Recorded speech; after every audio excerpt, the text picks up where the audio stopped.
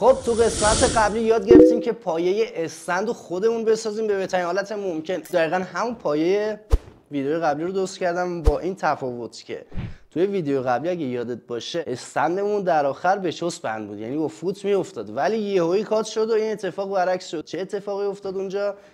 قضیه از این قراره. این چیه حالا؟ یه بادکنک پره آب که بهش میگیم وزنه. خب برای اینکه استندمون پایه اینجوری معلق نباشه باید این بادکنک رو بزنیم اینجا و بهترین گزینه که اینو مونتاژ کنیم این وسط اینه که یه دونه از اینا رو بتر کنیم و اینو جایگزین کنیم. این از این نظم پایه رو به هم نمیریزیم و اینجا رو دقت کن دنباله رو قشنگ بکش بپیچون دور این بادکنک‌های کوچیک. آخر سرم اگه تونستی یه گره بنداز تهش که دیگه کامل قفل کنه. تموم شد و رفت. نگران به هم خوردن نظم بادکنکات نباش، طبیعیه. اگه دیدی هی بادکنکات به هم میخوره طبیعیه، نگران نباش. خب وزنمون رفت سر جای درستش. خب قراره با این 3 تا فویلی جذاب استندمون رو تکمیل کنیم. استندمون تک عددیه با عدد 8 ولی با این تفاوت که استند ویدیوی قبلی سایز 32 اینچ بود ولی این سایز 42 اینچ، یعنی خیلی بزرگتره. و ترکیب رنگو ببین، کلا کریم قهوه‌ای عالی میشه با اون پایه.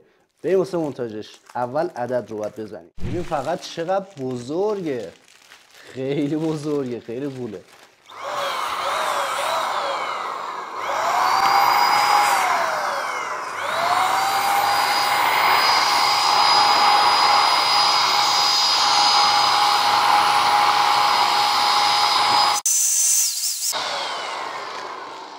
خب حالا واسه نصب این عدد روی استند کامل تو ویدیو قبلی یاد گرفتی، پس دیگه توضیح نمیدم. سمت اینجا میزنم دیگه، یه ورش باید نصب کنم، وسط نباید بشه. قسمت خالی اینجا باید یه فویلی اضافه کنیم. خب فویلی خرس خیلی بامزه است. اینو باز میکنم و میزنم بغلش. خب این هم از خرس جذابمون که دوور دیگه هم اینجوری میشه بزنی هم اینجوری، ولی من اینجوری میزنم تا قالبی بره اینجا حالت پازل. خب نقاط اتصال رو قشنگ با چسب بادکنک باید کاور کنیم. خب ببین یکی از نقاط اتصال وقتی میزنیم اینجا یکی این گوشه است، یکی هم روی عدده. اوکی این 3 تا. پشتش هم دقیقاً همینجوری میتونیم بزنیم.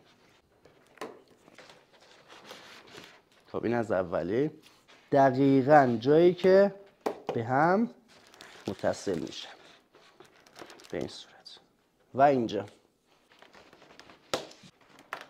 خب حالا نوبت فویلی بعدیمونه که یک پاپیون جذابه. خب اینم از پاپیونمون، چقدر خوشگله. اینو فقط یه حرکتی باید بزنید، دو تا یه دونه، حالا دو تا چسب بزن اینجا و اینو برگردون و حالا چسب اصلی رو این بزن و اینو بچسبون به پایه. 3 تا. خب به صورت کجکی خوبه. اینجا رو فقط یه چسب بزن پشت این که صاف نگهش داره. خب صاف شد. آره حالا این بالا رو ببین، این گوشه یه چسب باید بزنیم اینجا. ببین به این صورت نقطه اتصالش اینه. یه دونه چسب و تمام. خب حالا نوبت چسبوندن مروارید دور این عدد 8مون. این هم که تو ویدیو قبلی یاد گرفته چه جوری باید دونه دونه حالا با چسب بادکنک دورش بچسبونیم. خیلی اینجا مهمه، حساس باید عمل کنی. خب ببین اینجا دونه دونه خب چسب مرواریدات میزنی و سعی کن جایی که چروک نبره مرواریدتو بچسبونی. خب از این پایین این شروع میکنم. هر 3 تا دونه مروارید یه دونه چسب. اگه میخوای خیالت راحت‌تر باشه هر 2 تا.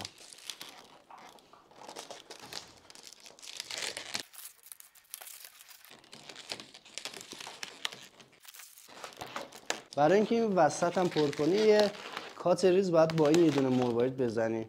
ببین میگیریش و یه زانو میزنی، بهش میگن زانو. اینو بکش بیرون. خب یه دونه اینجوری بچرخونش و تمام.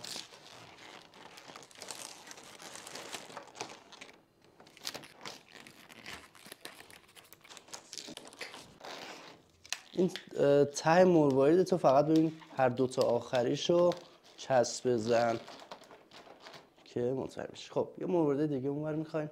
خب مروارید بعدی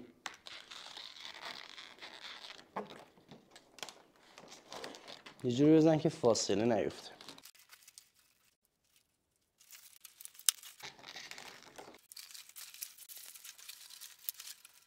خب این قسمت وسط هشتم خیلی بامزه میشه.